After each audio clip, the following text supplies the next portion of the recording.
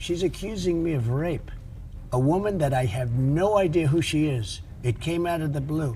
She's accusing me of rape. In a new footage that has gone viral, Jean Carroll can be seen charming Donald Trump with her looks, to the point where he's unable to detect if she's his wife or not. Join us as we delve deeply into the contents of this video that has stormed the internet and has got everyone talking. Defamation. It all began in June 2019 when Jean Carroll publicly accused Donald Trump of sexually assaulting her in the mid-1990s. Carroll, a renowned author and advice columnist, bravely stepped forward, sharing her harrowing experience with the world. Trump, however, wasted no time in denying ever meeting Carroll, dismissing her claims as an attempt to sell books and further a political agenda. But Carroll was not deterred. She decided to take legal action against Trump, filing 2 lawsuits against him. The first lawsuit accused Trump of sexual assault, while the second focused on defamation, and so the legal battle began. In May 2023, the trial for the first lawsuit commenced. Carroll took the stand, recounting the alleged assault in vivid detail. She described the fear and panic she felt during the encounter, explaining why she was unable to scream for help. Witnesses, including Lisa Birnbach and Jessica Leeds, testified in support of Carroll's claims, providing additional credibility to her case. Trump's legal team fought tooth and nail, attempting to discredit Carroll and secure a mistrial. However, their efforts were in vain.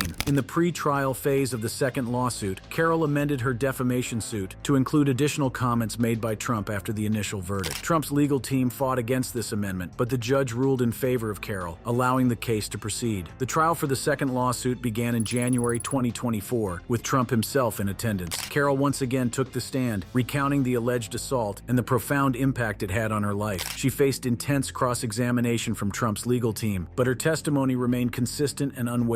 Expert witnesses provided additional testimony, further strengthening Carroll's case. And then, the moment arrived. Trump briefly took the stand, standing by his claim that Carroll's accusation was nothing more than a hoax. The tension in the courtroom was palpable as the jury deliberated for 3 long hours. Finally, on that fateful day, the verdict was announced. From the moment Jean Carroll filed her lawsuits against Trump, legal battle was met with numerous challenges. One of the key arguments raised by Trump's legal team was whether his statements about Carroll were protected under litigation privilege. They contended that his remarks were made in the context of a legal proceeding and should be shielded from liability. However, the judge ruled against this argument, allowing the case to proceed. Another contentious issue was whether the case should be moved to federal court. Trump's lawyers argued that the case should be heard at the federal level, as it involved a sitting president at the time of the alleged assault. However, the judge ultimately decided that the case would remain in state court, ensuring that it would proceed without further delay. Trump's legal team, however, was not ready to concede defeat. They requested a mistrial, hoping to overturn the jury's decision, but their efforts were in vain, as the judge denied their request, solidifying Carroll's victory. In his response to the sexual abuse allegations made by Jean Carroll, Donald J. Trump vehemently denied any knowledge of her and dismissed her claims as a complete fabrication. Trump emphasized that he had no idea who Jean Carroll was, except for a picture taken many years ago at a celebrity charity event where they shook hands on a reception line. According to Trump, Carroll's story about meeting him at the doors of a crowded New York City department store and being swooned by him within minutes was nothing more than a hoax and a lie. He asserted that the alleged incident never took place and accused Carroll of not wanting to be caught up with details or facts that could be proven wrong. Trump went on to state that Jean Carroll was simply not his type, a statement he acknowledged might not be politically correct. He expressed frustration at being accused of rape by someone he had no interest in knowing and labeled Carroll as mentally sick. According to Trump, Carroll's lawyer changed her story from beginning to end after a commercial break during an interview with Anderson Cooper. He alleged that the lawyer manipulated the narrative to suit the purposes of CNN and Cooper. Trump portrayed Carroll's lawyer as part of a larger scheme to attack and defame him. In his response to the sexual abuse allegations made by Jean Carroll, Donald J. Trump asserted that her claims were just another in a long line of hoaxes played on him. Trump claimed to have been the target of numerous false stories and fabricated accusations throughout his presidency.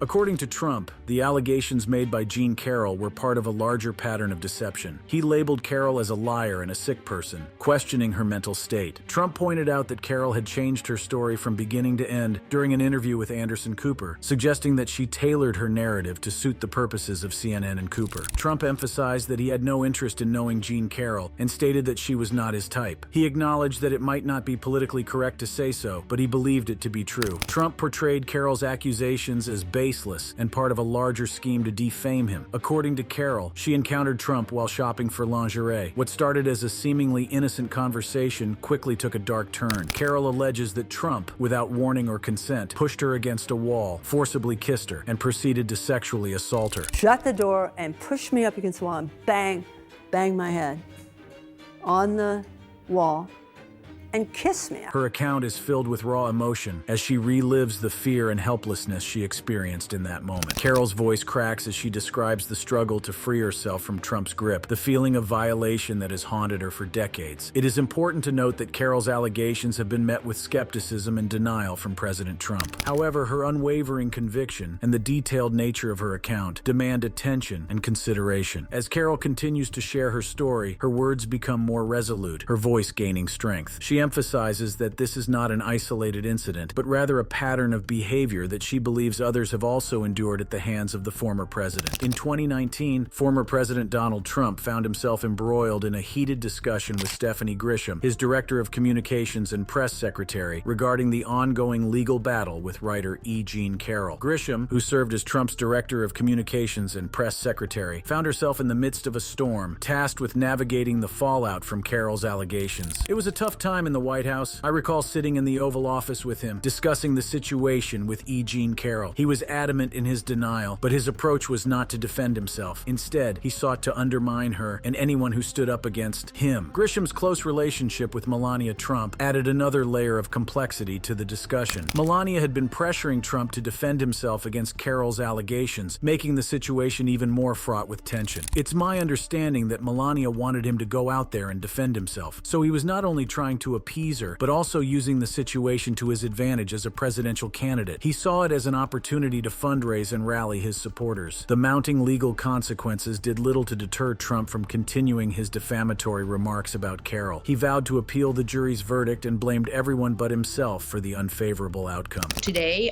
he's probably going to continue to whine about what a victim he is today, but behind the scenes, there's no way that he's happy about this. As the discussion between Trump and Grisham unfolded, it became clear that Trump's focus was not on fixing the border or tackling inflation, but rather on defending his own honor and preserving his family's reputation. He was not defending himself in the most natural of terms. Instead, he was trying to undermine a woman that a jury found him liable for sexually abusing. E. Jean Carroll. The world of politics is often filled with surprising and shocking moments, but perhaps none are as bewildering as the moment when former President Donald Trump mistook his rape accuser, E. Jean Carroll, for his ex-wife, Marla Maples. As the case gained momentum, Trump vehemently denied the allegations, dismissing them as ridiculous and just made up. He went on to make derogatory comments about Carroll, stating that she was not his type, but little did he know that his own words would come back to haunt him in a most unexpected way. Fast forward to a deposition in New York City, where Trump was questioned about the case. It was during this intense legal proceeding that the shocking moment unfolded, forever etching itself into the annals of political history. In the deposition video, Trump can be seen confidently pointing to a picture of Carroll and declaring, I don't even know who the woman, let's say, I don't know who, it's Marla. You say Marla's in this photo? That's Marla, yeah, that's my wife. The room fell silent as his questioner corrected him, revealing that the woman in the picture was, in fact, E. Jean Carroll herself. The confusion and disbelief in that room were palpable, as Trump's mistaken identification raised questions about his credibility and attention to detail. How could he confuse his accuser with his ex-wife? Was it a genuine mistake or a deliberate attempt to deflect attention from the allegations? Legal experts quickly seized upon the significance of this moment, recognizing its potential impact on the jury's verdict. Renato Mariotti, a former federal prosecutor, pointed out that Trump's mistaken identification could sway the jury's perception of his credibility and the validity of his defense. As the deposition continued, Trump's defense team tried to downplay the significance of his mistake, claiming that the picture was blurry and difficult to identify. Elizabeth Jean Carroll, known to the world as E. Jean Carroll, was born on December 12, 1943, in the vibrant city of Detroit, Michigan. From a young age, Carroll displayed a natural curiosity and a passion for storytelling. Little did she know that these qualities would shape her future as one of the most influential journalists of our time. Carroll's thirst for knowledge led her to pursue higher education at Indiana University, where she honed her writing skills and developed a keen eye for captivating narratives. It was during her time at Indiana University that Carroll discovered her love for journalism, realizing that she had a unique ability to connect with readers through her words. After graduating, Carroll embarked on her career as a journalist, quickly making a name for herself in the industry. Her talent and dedication caught the attention of esteemed publications, and soon her byline graced the pages of magazines such as The Atlantic, Vanity Fair, and Playboy. Carroll's writing style was distinct, blending humor, wit, and first-person narratives to create compelling stories that resonate with readers. But it was her long-running advice column, Ask E. Jean, that truly catapulted Carroll into the spotlight. For nearly 3 decades, from 1993 to 2020, Carroll's column appeared in the pages of Elle magazine, captivating readers with her candid and often humorous advice. Her column became a trusted source for guidance, tackling a wide range of topics with empathy and a touch of her signature wit. Carroll's ability to connect with her audience through her writing was unparalleled. Her advice was never sugar-coated, but always delivered with a dose of humor and a genuine desire to help. Readers turned to her for guidance on everything from relationships and career choices to personal struggles and self-discovery. Throughout her career, Carroll's work consistently pushed boundaries and challenged societal norms. She fearlessly tackled controversial topics, shedding light on issues that were often swept under the rug. Her writing became a platform for marginalized voices, amplifying the stories of those who had been silenced for far too long, a modest proposal that garnered widespread acclaim. In this thought-provoking book, Carroll fearlessly questioned societal expectations and advocated for women's rights, challenging readers to reconsider long-held beliefs. Carroll's impact extended beyond her writing. She co-founded GreatBoyfriends.com, a dating website that aimed to revolutionize the way people approach relationships. She also co-founded Talkify, an online matchmaking service that combined technology with human matchmakers to help individuals find love in the digital age. It was in the mid-1990s that Carroll's life took a dramatic turn. She came forward with allegations of sexual assault against Les Moonves, the powerful CEO of CBS. Carroll claimed that Moonves had assaulted her in a hotel room after a business meeting. The revelation sent shockwaves through the media industry, as Moonves was a prominent figure in the television world. However, despite the gravity of the accusations, no legal action was taken against Moonves due to the lack of evidence and the statute of limitations. Nevertheless, Carroll's bravery in speaking out against a powerful figure sparked a conversation about the abuse of power and the importance of holding individuals accountable. But Carroll's journey did not stop there. In the midst of the 2016 presidential campaign, she made another shocking accusation, this time against Donald Trump. Carroll claimed that Trump had sexually assaulted her in a dressing room at the Bergdorf Goodman department store in New York City. Her allegations added fuel to an already controversial race and thrust her into the national spotlight. Trump vehemently denied the accusations, dismissing them as fake news and asserting that he had never even met Carroll. The stage was set for a legal battle that would captivate the nation. Undeterred by Trump's denial, Carroll filed a lawsuit against him for defamation and battery. The case became a focal point in the fight against sexual misconduct and abuse of power. In a groundbreaking verdict in 2023, a jury found Trump liable for both defamation and battery, delivering a significant blow to his reputation. On May 9, 2023, the jury delivered their verdict, stating that while Carroll had not proven rape, she had proven sexual abuse and defamation. They awarded her $5 million in damages, a significant blow to Trump's reputation. Trump, determined to fight back, appealed the verdict and posted a $5.55 million bond to delay paying the damages. The case took yet another twist as Carroll amended her defamation suit to include additional comments made by Trump after the initial verdict. Trump's legal team sought to prevent this amendment, but the judge ruled in favor of Carroll, allowing the case to proceed to trial once again. In January 2024, the trial for the second lawsuit began, with Trump himself present in the courtroom. Carroll took the stand once more, recounting the assault and the lasting impact it had on her life. She faced intense cross-examination from Trump's legal team, but her testimony remained resolute. Expert witnesses provided crucial testimony, shedding light on the psychological and emotional trauma experienced by survivors of sexual assault. The jury, remaining anonymous, listened attentively to the evidence presented before them, and after 3 hours of deliberation, they delivered their verdict. The jury found Trump liable for battery and defamation, awarding Carroll an astonishing $83.3 million in damages. The courtroom erupted in shock and disbelief as the magnitude of the verdict sank in. It was a resounding victory for Carroll, a triumph for survivors of sexual abuse everywhere.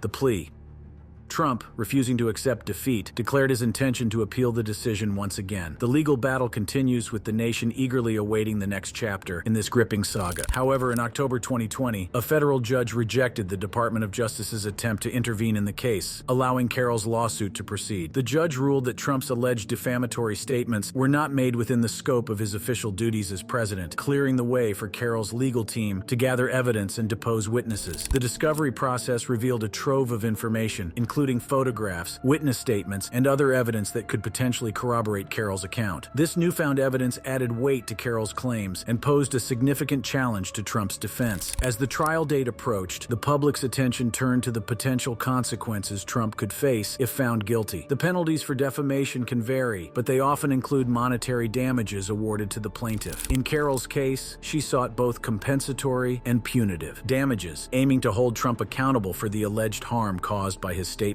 However, just when it seemed like the trial would proceed as scheduled, Trump's legal team made a stunning move. They filed a motion to reduce the penalty, arguing that the potential damages sought by Carroll were excessive and unjustified. The plea, filed by Trump's legal team, contends that the potential damages sought by Carroll are excessive and unjustified. They argue that the alleged harm caused by Trump's statements does not warrant the significant financial burden that could be imposed upon him. This plea raises questions about accountability and the perceived value placed on the experiences of survivors. As news of the plea broke, public backlash was swift and fierce. Advocacy groups, including those focused on supporting survivors of sexual assault, condemned Trump's attempt to reduce the penalty. They argued that it perpetuates a culture of impunity and discourages survivors from coming forward with their stories. Social media platforms were flooded with hashtags and trending topics, with users expressing their outrage and disappointment. Many shared personal stories of their own experiences with sexual abuse, emphasizing the importance of believing survivors and holding perpetrators accountable. Prominent figures in the entertainment industry, politics, and activism also voiced their condemnation of Trump's plea. Celebrities and public figures used their platforms to amplify the voices of survivors and call for justice. Their influence helped to keep the story in the public eye and maintain pressure on the legal system to ensure a fair and just outcome. Legal experts weighed in on the implications of Trump's plea, highlighting the potential precedent it could set. They argued that reducing the penalty in this case could send a message that powerful individuals can evade accountability for their actions. This concern resonated with many, who saw the case as a litmus test for the justice system's ability to hold those in positions of power to account. After weeks of anticipation, the judge presiding over the sexual abuse case involving Jean Carroll and Donald Trump finally delivered their ruling. The decision would have far-reaching implications, not only for the parties involved, but also for the broader conversation surrounding sexual assault and accountability. In a surprising turn of events, the judge denied Trump's plea to reduce the penalty. They emphasized the seriousness of the allegations and the potential harm caused by Trump's statements. The ruling sent a powerful message that survivors' voices should be heard and that accountability should not be compromised. The judge's decision was met with a mix of relief, satisfaction, and renewed hope among survivors and advocates. It was seen as a victory for those who had been fighting for justice and a blow to those who sought to undermine the credibility of survivors. As news of the ruling spread, media outlets dissected the judge's reasoning and analyzed the potential impact on future cases. Legal experts weighed in, discussing the precedent set by the ruling and its potential implications for defamation lawsuits involving public figures. Trump's legal team, however, vowed to appeal the decision. They argued that the judge had overlooked crucial evidence and failed to consider the potential harm that could be inflicted upon Trump. The case was far from over, and the legal battle would continue to unfold. In the midst of the ongoing legal proceedings, the public's attention turned to the broader societal implications of the case. It sparked a national conversation about power dynamics, consent, and the treatment of survivors. Advocacy groups seized the moment to push for legislative changes and increase support for survivors of sexual assault. The case also highlighted the importance of believing survivors and creating a safe environment for them to come forward. It served as a reminder that no one, regardless of their status or position, should be above the law. The public demanded accountability and transparency, urging institutions to take a stand against sexual abuse. Finally, the moment arrived. The judge called for silence as the jury foreperson stood up to deliver the verdict. The room held its breath, waiting for the words that would determine the outcome of this high-stakes legal battle. In the case of Eugene Carroll versus Donald Trump, we, the jury, find the defendant liable for defamation, the foreperson announced, the words echoing through the courtroom. Gasps and murmurs rippled through the crowd as the weight of the verdict sank in. Trump's legal team, stunned by the decision, exchanged glances of disbelief. They had fought tooth and nail to challenge the previous verdict, but their efforts had fallen short. The consequences of Trump's defamatory defamatory statements had caught up with him once again. The jury's decision sent shockwaves through the political landscape. It was a resounding message that no one, not even a former president, was above the law. Trump's attempts to evade accountability had failed, and he now faced the consequences of his actions. Defamation would not be tolerated, and those who engaged in such behavior would be held accountable. For Trump, the financial implications were significant. The jury, determined to make him stop defaming Eugene Carroll, had imposed a substantial penalty. The exact amount, yet to be determined, would serve as a deterrent and a reminder of the consequences of his actions. Trump's claims of the fines being grossly excessive fell on deaf ears as the jury saw fit to impose a penalty that matched the severity of his defamatory statements. But the implications extended beyond the courtroom. Trump's ongoing legal battles faced a new level of scrutiny. The verdict in the second defamation case highlighted a pattern of behavior that could no longer be ignored. It raised questions about the credibility of his statements and the impact they had on those involved. As Trump's legal team contemplated their next move, the public watched with anticipation. Would he accept the verdict and fulfill his obligations, or would he continue to fight tooth and nail to avoid paying Gene on sexual defamation? Only time would tell. Trump's strategy to not pay Gene on sexual defamation had backfired. His attempts to relitigate the entire decision and evade accountability had been met with resistance. The jury's verdict was a clear message that defaming someone, especially in a public and influential position, would not go unpunished. He is liable for defamation. Despite his attempts to avoid paying Gene on sexual defamation, the jury's decision holds him accountable for the harm caused by his defamatory statements. This outcome sends a powerful message that no one, not even a former president, is above the law. The trial revealed a pattern of behavior that cannot be ignored. Trump's strategy to relitigate the entire decision and evade accountability fell short. The jury's verdict and the substantial penalty imposed serve as a deterrent against future defamation. The implications of this case extend beyond the courtroom. It raises questions about the credibility of public figures' statements and the impact they have on their targets. For more exciting videos like these, do not slide away. All you need to do is click on any of the cards on your screen to keep exploring.